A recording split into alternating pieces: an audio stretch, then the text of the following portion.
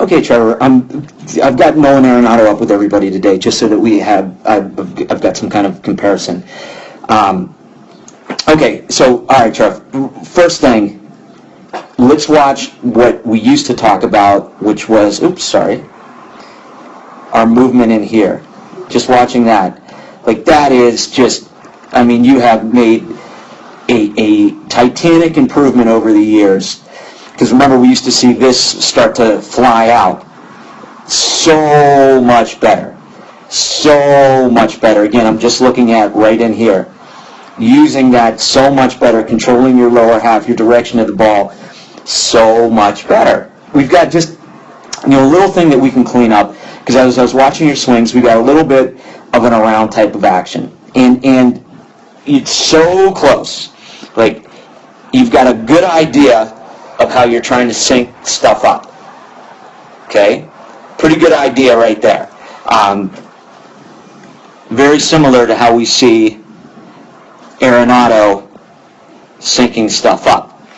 What we see, though, is if we really focus in on the space in your hands, we get just that little tiniest bit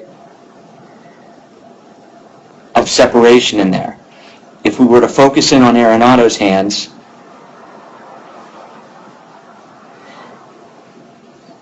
see how he stays connected to that back shoulder? He's only at 30 frames a second versus you're at 120, but you can really see how that back elbow works more independent of his hands. Again, it's not like we don't have to reinvent the wheel, but as we just watch how you go in the space that's created versus how Arenado, you can see how that back elbow fires just a little bit more ahead. Now, what I recommend, sorry, this is just the first day back, I haven't talked to you guys in so long. Love again how our front side, let me get back to drawing, how our front side is working. Okay, massive, massive win.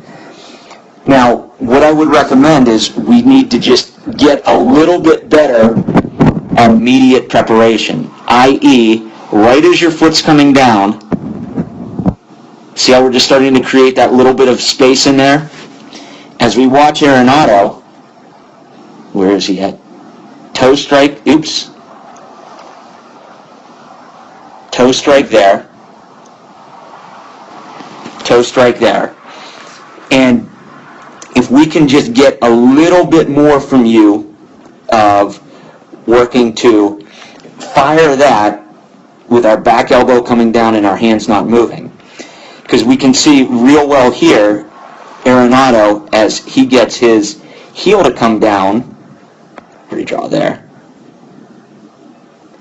he really gets that immediate preparation stretch.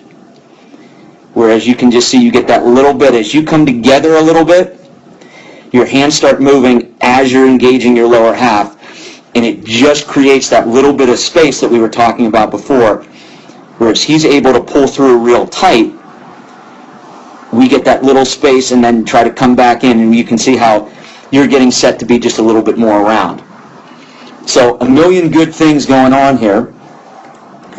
I think that if we can make sure that we are into the ground with our front foot before we start to feel our hands move forward, we can just see how your hands just start a little bit early, whereas Arenado gets that good stretch. It's so hard to show with that 30 frames a second, but you can see how he's just able to get that such a good stretch in here, back elbow moving independent before his hands start to come forward.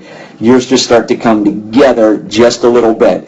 So my hat's off again to you, for how you have fixed your direction. Right? Really, really, really good. Now if we can just get, as I just kind of roll, and you can see that little bit of space that's created as your arms start to come. Immediate preparation is what we're doing before our heel hits. And you can see how your hands just come out a little bit versus Arenado how he's able to keep his hands back as he just engages his core a little bit.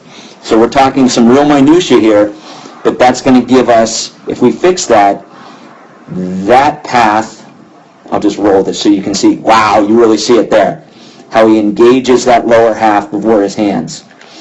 That gives him that straight path and long through, whereas you get your hands a little bit apart as they start coming a little bit early, and that makes us fight to come back in and get just a little bit around.